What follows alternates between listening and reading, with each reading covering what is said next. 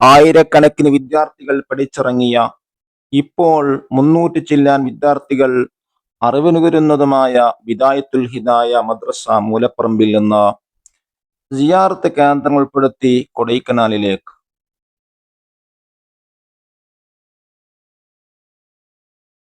മലപ്പുറം ജില്ലയിലെ പെരിന്തൽമണ്ണക്കടുത്ത് പുത്തനങ്ങാടിയിലെ പുരാതന മസ്ജിദും ശുഹദാക്കന്മാരുടെ മഖ്ബറയും നിരവധി വിശ്വാസികളെ ആകർഷിക്കുന്നു.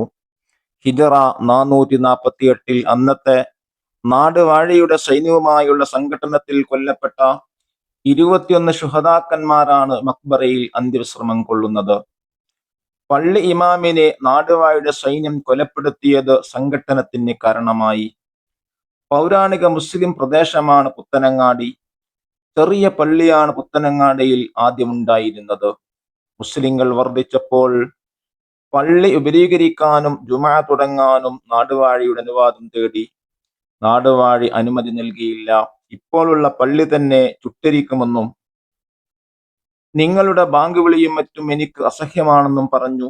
അഹങ്കാരിയായ നാടുവാഴിയുടെ ഈ പറച്ചിൽ അതുവരെ നിലനിരുന്ന മതമൈത്രിക്ക് മങ്ങലേൽപ്പിച്ചു. നാടുവാഴി സൈന്യത്തെ വിട്ട് പള്ളിയിലെ ഇമാമിനെ കൊന്നു.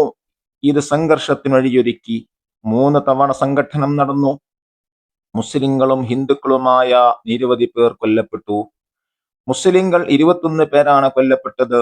14 മുസ്ലിങ്ങളുടെ മയ്യത്തുകൾ ദിവസങ്ങൾ കഴിഞ്ഞാണ് കണ്ടുകിട്ടിയത്.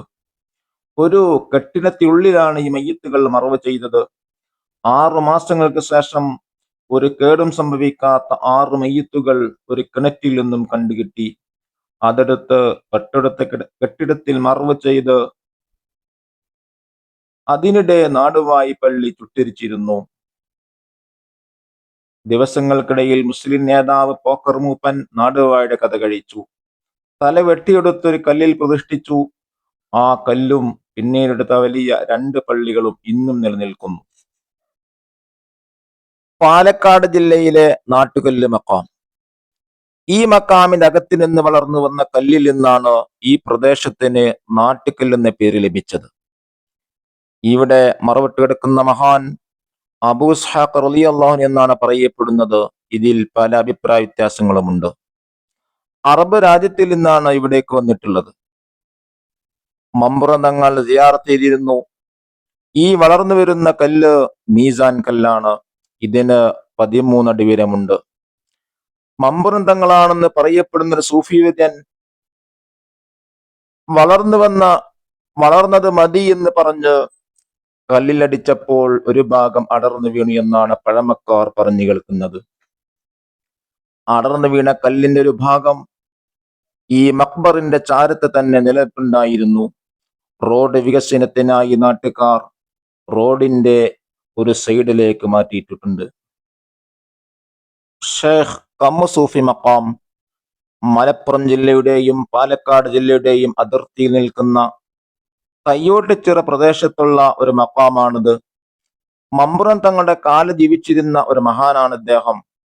ഈ മഹാൻ ഇവിടെ ഖബറടക്കിയപ്പോൾ മീസാൻ കല്ലിന്റെ ചാരത്ത് വെച്ച് പിടിപ്പിച്ച ഒരു ചെറിയ ചെടി വളർന്നു വലുതായി ഒരു വലിയ മരമായി തീർന്നു.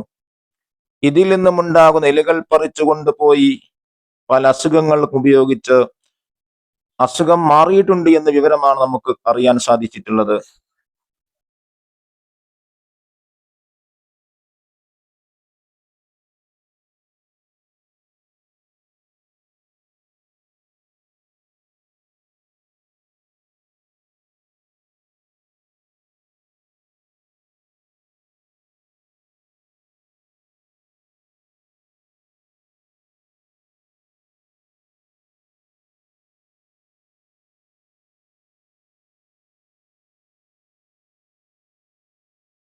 സിയാറത്തെല്ലാം കഴിഞ്ഞ് പ്രകൃതി രമണീയമായ കൊടൈക്കനാലിലേക്ക് ഞങ്ങൾ ഒന്നിച്ച് യാത്ര ചെയ്തു.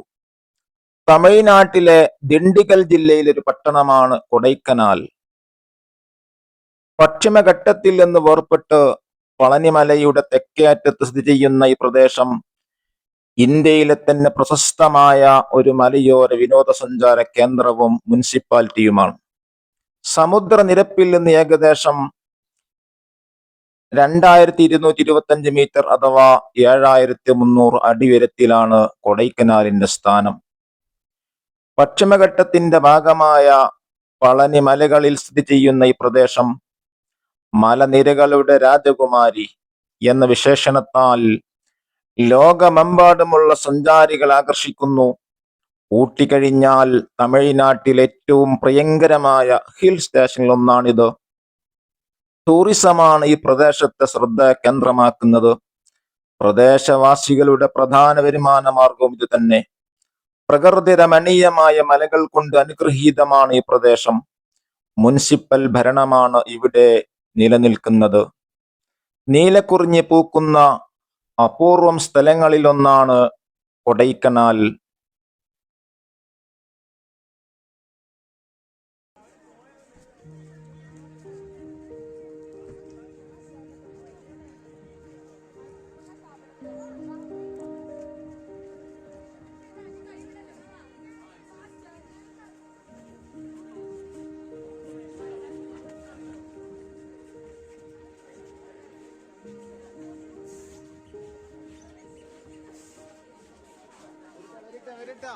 കൈവിടല്ലേ